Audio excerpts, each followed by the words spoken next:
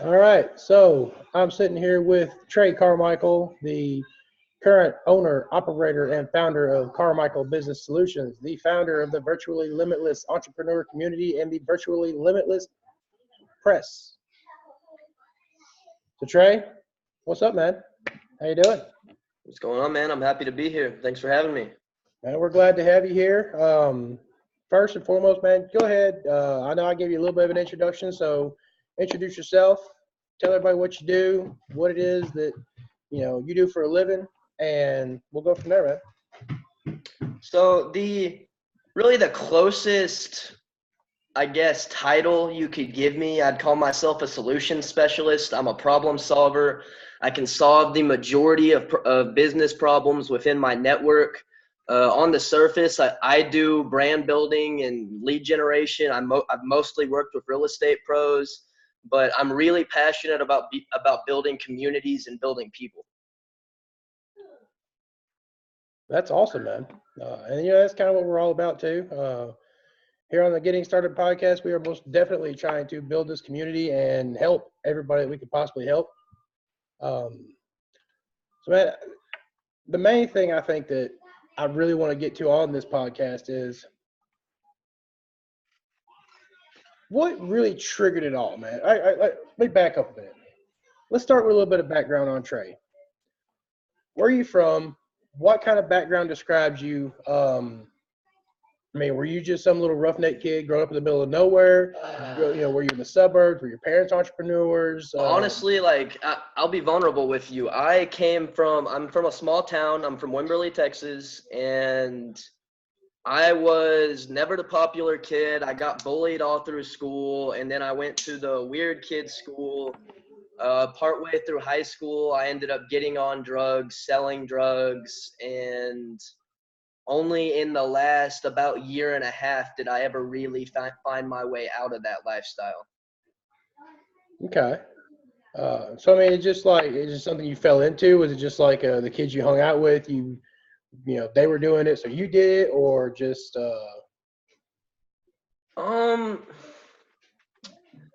there was a lot of things that played with it that went into play. I started trying drugs because growing up I had last year I got diagnosed with schizophrenia, and all my life I've heard voices, I've seen things.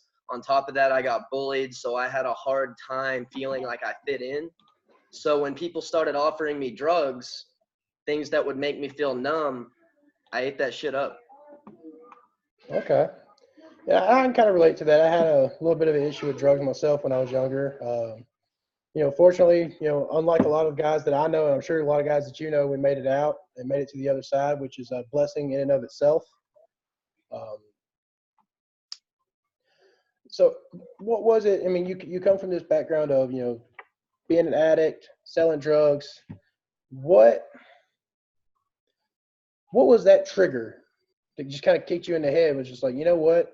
This is bullshit. I'm done with this, and I need to do something to change my life around. So basically, I got really uncomfortable in the life I was in, and I'm a big believer in the law of attraction. And about that time, my friend Kyler Gifford, he was a real estate agent. He reached out to me, and I started helping him with his open houses a little bit because he said he was overwhelmed. We got to talking, and he basically said, you have all these skills. If you didn't have all these skills, you wouldn't be able to be so successful in the drug realm. And I was like, wow, I guess I hadn't really thought of it that way. And then he told me that I was wasting all those skills in that lifestyle, and he gave me the opportunity to work on his on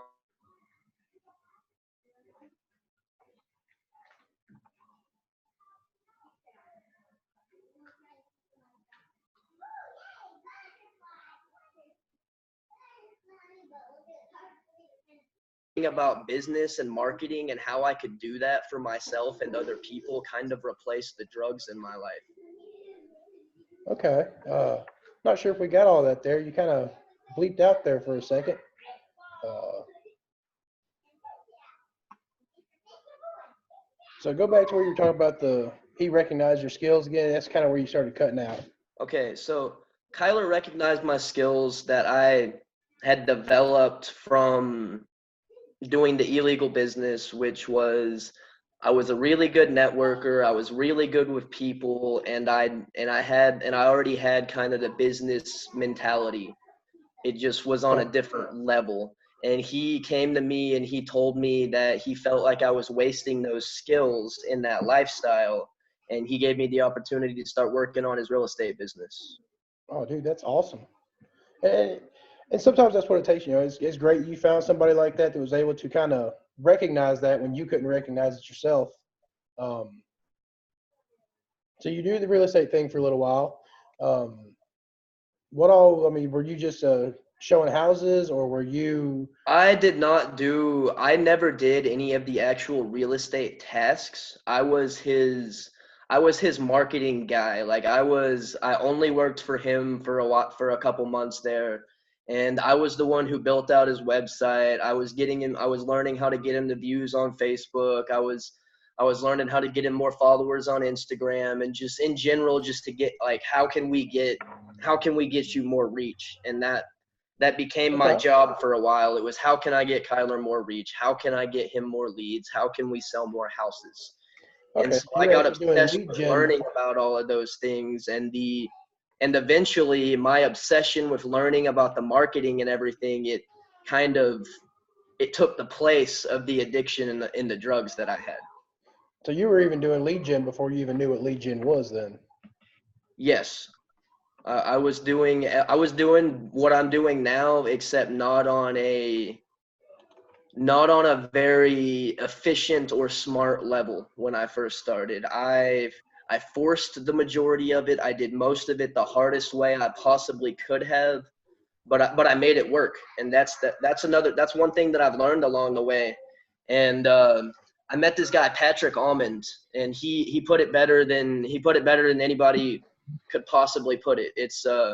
He just says done is better than perfect, and he'll say that to you over and over and over and over again, because that's the fact, is the majority of people don't get started.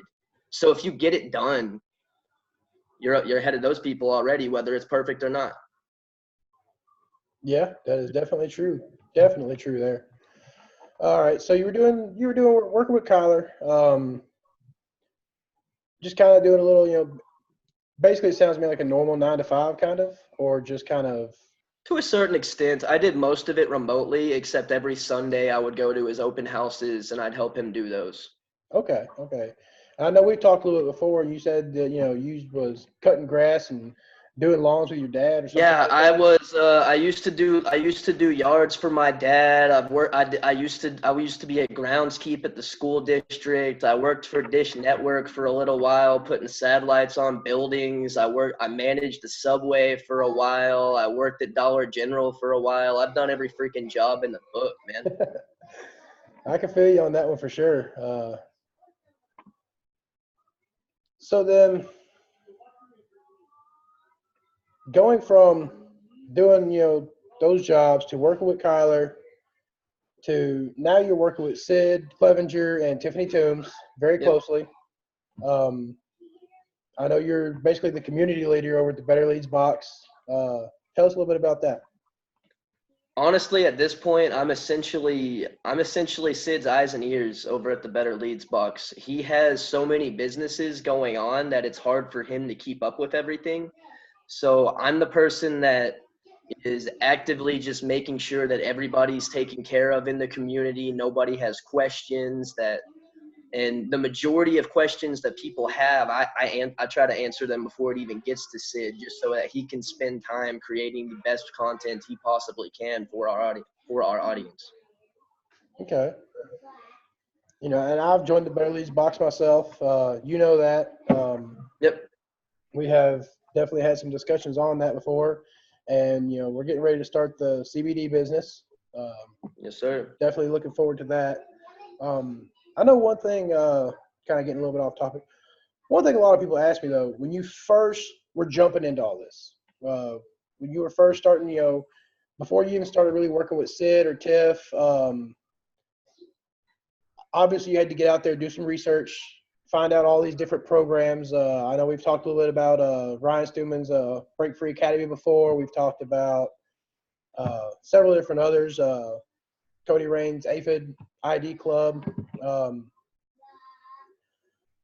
How were you able to kind of decipher what was bullshit versus what was legit? Because I know there's several bullshit scammers out there that are just really trying to make a buck off of any poor soul who's trying to better themselves and trying to get some kind of help or get started somewhere.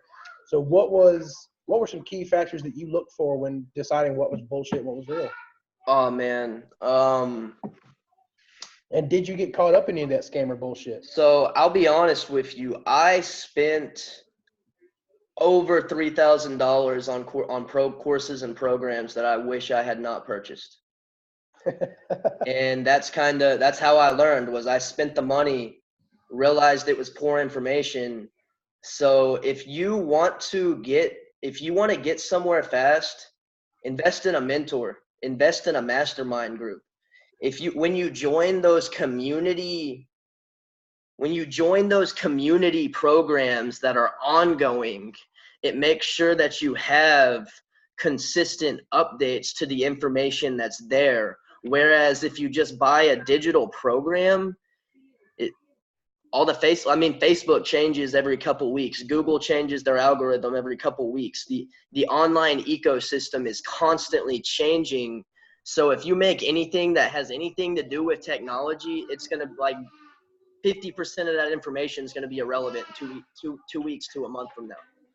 And so it doesn't matter, even if that person has the best intentions with that program, if they don't have time to keep it updated, that doesn't matter. So what I look for is if I'm going to get a digital program, I want to be able to have a conversation with the guy that put the program together. That if something changes, I can reach out and send him a message. And that's a plus side with Cody, like with the AFID program. If you get involved with AFID, you're not just hung out to dry. But the majority of programs, you purchase the program, you get that program, that's all you get. You don't get access to a human being. You don't get a community. You don't get any of those things. So that whereas with the Better Leads box, you get the community, 3 live trainings every week, and you can ask us questions anytime. That is true. If you buy any other digital program, you don't have that kind of freedom. If something changes, you're just boned. Yeah, I can. And that's exactly why I agreed to get involved with the Better Leads Box program. When I went up and met them, I had sworn I would never take a job from somebody. But Tiffany and Sid's intentions match up so well with mine that I was willing to take it. And it's just because they take care of people, and that's stuff it's not common in the digital course industry today. Yeah, I can relate to that. I have definitely seen several of my own fair share of programs that are literally a program and a video, and that's really all you get. And it sucks. And, I will agree, since joining the Better Leads box, you and Sid and Tiff have definitely been there for me every time I've needed it. Excuse me on that for a second. And Cody most definitely is there every time anybody has a question as part of AFID ID. So, I guess my next question is, once you decided to start taking this path and you're done with the slave life, the 9-to-5 bullshit job, you're done with, basically taking orders from everybody else, and you decide that you are going to embark on this journey of entrepreneurship, you're going to embark on this journey of working for yourself and being the best you that you can be. When you broke that news to your family, were they really supportive of it, or were they, basically like most of the naysayers out there? Well, I seen somebody else try this one time and it didn't work, so it won't work for you. My position is a little different than a lot of people who go into entrepreneurialism or trying to start a business. My family they were supportive, but they were iffy, which is expected of them. Legitimately, I had just got off drugs. To be completely honest with you, Shortly before that, I had 10 federal officers walk up on my house to try to raid our property. So they were very iffy about it, but they were as supportive as they could be, and I was lucky and I'm to this day I'm incredibly grateful for that, because I could not have gotten where I am right now without the support from my family. So they thought that this could be just another big scam then. Yeah, they did it first, and I can't blame them for that. That was my own doing, and that's one thing that you have to kind of consider about people when they don't support you immediately. How much have you showed them that you really are going to do that up until that point? You have to ask yourself that, and the majority of people don't want to ask themselves those questions, but it's usually has more to do with you than them if they're not supportive. And it's hard to recognize that. It doesn't feel good, but you just have to do what you can from that day forward to prove to them that that's what you're doing. And it might take time, but eventually they will support you. So then what was your process? Like, what steps did you take to basically prove to them, hey, I'm dead serious about this. I'm going to make this work, and it's going to work hands down? I did it every single day. I did the work every day. When your family, your friends, your sphere of influence, I guess, when they see you putting the work in every day, they start to believe you. Up until they see you putting the work in every single day, you haven't given them a reason to believe you. Touche. I can relate to that. I know in my own story, I screwed up several different things several different times, and the last time that I decided I was going to do any kind of schooling, everybody kind of looked at me like, yeah, sure, have at it. And then I think when I actually graduated and got my certificates and my licenses to be an electrician and all that, they were like, well, shit, you actually did it. So now that you've been working with Sid and Tiff, you're all over Facebook. I mean, and you put out incredible content every day, always engaging with everybody that comes your way. What was kind of the tipping point? Like, when did you start realizing that this was actually working for you? And, when did you actually start seeing any real success start kind of shifting your direction versus kind of just sort of stagnating? After feeling like I had been beating on a wall for the majority of a year. Nice. I had to get to the point where, and I didn't get to the point by myself. I had to have Sid and Tiffany show me what I was capable of. But I was stuck in my own mindset, and I knew what I needed to do. I had more than enough skill to do it, but I had this mental block of, dude, you were a drug dealer a year and a half. Why would anybody listen to you? Why do you have what makes you think you're qualified to do these things? And I was stuck in that mentality. And it was really just me. And I had to change the way I talked to myself. I had to change the way that I interacted with people. But the biggest thing was just the way I talked to myself. I had to start catching myself when I'd go into those negative thoughts and reframing it to like, no, I might not know how I'm going to do this right now, but I am.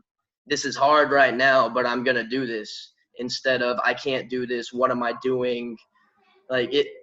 You have to change the language that goes through your mind. Okay. Does that make sense? Yeah, it does to me a little bit because, Sid and I have talked about it a little bit, and I believe tomorrow evening Tiff and I have a meeting that we're going to be talking a little bit about that too.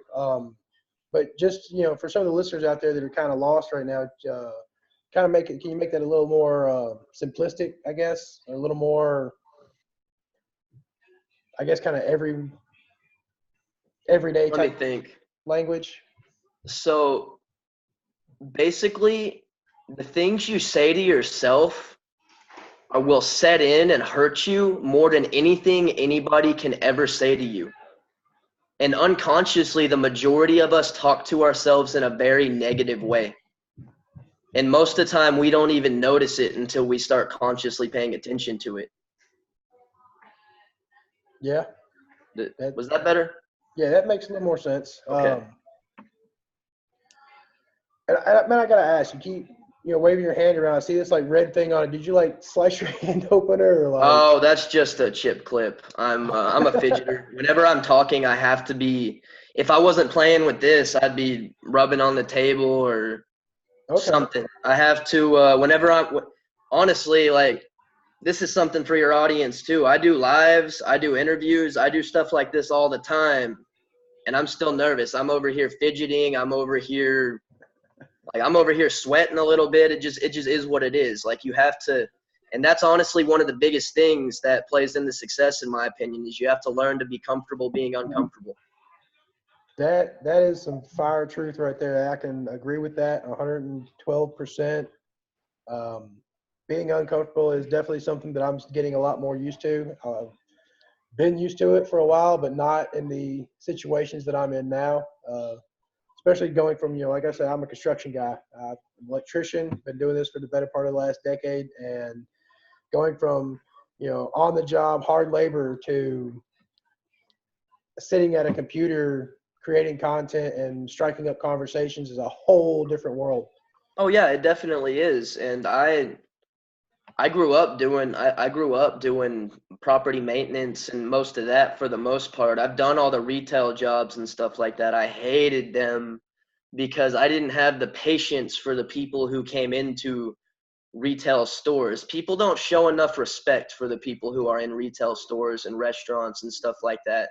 They see them as like for some reason we just see people as less when they're serving us something, and I don't understand that. I try to be as respectful as possible to those people because I've been in those situations. It doesn't matter what they make. It doesn't matter what they look like. They're a person too. And I feel like we forget that whenever we go into the store or go into a restaurant or anything like that. We forget that they're humans too. Yeah, I think you're right on that. Especially I spent, before I got into construction, I spent a better part of my life doing food service, working restaurants, and hell, I think I've worked every major restaurant chain in America at this point that's on at least, this side of the Mississippi anyways. And they do. They come in, they look at you, and they're just like, give me my fucking burger and get away from me. Yeah, literally. That's exactly what it is. And that I think plays a large part in why people get so stuck in those jobs, because the way that people interact with those people ends up making them interact with themselves in a way that is negative. And then it just goes on and on. And it's a never ending cycle. And then those people never give themselves room to move on because other people won't even. Yeah. Yeah, I can see that definitely. So, man, I'm fixing to have to jump off here. We had a little bit of a late day today as far as, the kids and the wife and all that and practices. But before I leave and before I let you go, I got to know, what are 3 key pieces of advice you would give to someone who's just now getting started? I mean, like the best advice you could offer to someone who is at or near rock bottom and is just now realizing there is so much more to life. I'll give you one better. I'll tell you exactly what I think has played into me getting so far so fast. It's figuring out what's going to get you to traction, doing it every single day, providing goodwill to the public, optimizing your social media profiles so that you're immediately seen as an expert, joining a community of like-minded people who are after the same goals. And then from there, like, it's pretty much modeling what works, wrapping your message up into it, and going from there. As long as you do those things every single day and do those things consistently, you don't really have a choice but to be successful. I can agree with that 100%. Put out goodwill, establish yourself as the expert, plug into a community. If you can, and one thing that played a big part in me coming up so quick was I started interviewing people. And even when I had 50 members, you reach out and tell somebody you want to interview them. It appeals to that natural need to feel important. And you'd be surprised who will say yes, even if you don't have an audience. Cool. And I then will have just some by fun with that, interacting bro. with those people, it increases your authority, and then it lets you produce better content for your audience, which in turn builds more goodwill. So it's just figure out what's going to get you traction and do it every single day, even when you don't want to. Yeah. That is some fire advice, man. I can relate to that. I can agree with that. And Trey, man, you've been an inspiration to me. Just seeing how far you've come in such a short time. Uh, not obviously that doesn't happen to everybody, and it damn sure doesn't happen overnight. But man, it's been great having you here, and I look forward to definitely our future endeavors together. And one of these days, I will have to get on your show and tell my story. And yeah, man, it's been a pleasure to have you here. Absolutely. We'll get you there, man. Everybody, Trey Carmichael. Hope y'all have enjoyed it. Hope you've got some great value and great knowledge and advice out of it. And hey, if y'all are ever have any questions or want to reach out, Trey is always available. You can find him on Facebook at Trey Carmichael. You can find him on the Virtually Limitless Press Facebook group, the Virtually Limitless Entrepreneur Community Facebook group, Better Leads Box. I mean, Trey's everywhere, guys. Get after it. Yeah, Trey, it's all about doing everything consistently. Thank you for having me, Sean. you're very welcome, man. And I'll talk to you later, buddy. Awesome.